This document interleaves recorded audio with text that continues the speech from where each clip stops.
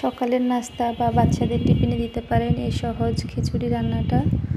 খিচুড়ি রান্নাটা সবাই পারে। আমি এখানে দেখাতে আসিনি বা শিখাতেও আসিনি, আমি কিভাবে রান্না করি আপনাদের সাথে শেয়ার করলাম।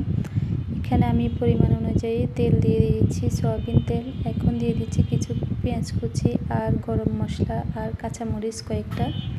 তারপর দিয়ে দিয়েছি আদা রসুন পেস্ট। এখন দিয়ে দিয়েছি হলুদের গুঁড়ো, জিরের গুঁড়ো। এখন মশলাটা ভালো করে কষানোর জন্য একটু পানি দিয়ে দিয়েছি। পানিটা দিয়ে মশলাটা ভালো করে কষিয়ে এখন আমি দিয়ে দিব চিকেন, মুরগির যে বুকের অংশ থাকে। আমি সবসময় এভাবে বাচ্চাকে টিফিনে খিচুড়ি রান্না করে দিয়ে থাকি বা সকালের নাস্তার জন্য একদম ঝটপট হয়ে যায়। তো এখন চিকেনটা দিয়ে আমি ভালো করে মশলার সাথে মিশিয়ে ভেজে নিচ্ছি। ভেজে এখন আমি একটু ঢাকনা দিয়ে দিচ্ছি তাড়াতাড়ি সিদ্ধ হয়ে যাওয়ার জন্য। সিদ্ধ হয়ে আসলে এখন আমি দিয়ে দিব আমার পরিমাণ অনুযায়ী ধুয়ে রাখা এখানে ডাল আর চাল।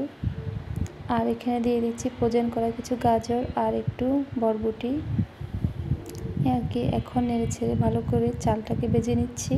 প্রতিদিনের মতো একটাই অনুরোধ করতেছি ভাইয়া এবং আপু, যারা আমার ভিডিও দেখবেন দয়া করে পুরো ভিডিও দেখে তারপর লাইক কমেন্ট করবেন।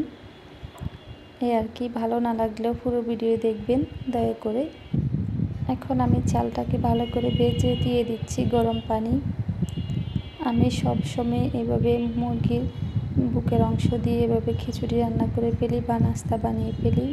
এটা খেতে ভালো লাগে না, খিচুড়ির সাথে খেতে ভালোই লাগে আর কি। আর বাচ্চার টিফিনের জন্য তো একদম পারফেক্ট। কথা বলতে বলতে হয়ে গেছে আমার খিচুড়ি। এখন আমি আপনাদেরকে পরিবেশন করে দেখাচ্ছি। তো এই টেকনিকটা কেমন লাগছে জানাবেন। মুরগির বুকের মাংস দিয়ে সকালবেলা খিচুড়ি রান্নাটা ভালো লাগলে একটা লাইক দিয়ে যাবেন। আল্লাহ হাফেজ।